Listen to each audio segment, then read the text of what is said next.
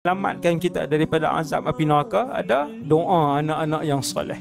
Rabbighfirli dhunubi wa liwalidayya warhamhuma kama rabbayani saghira. Saya kata doa itulah yang paling mahal sekali.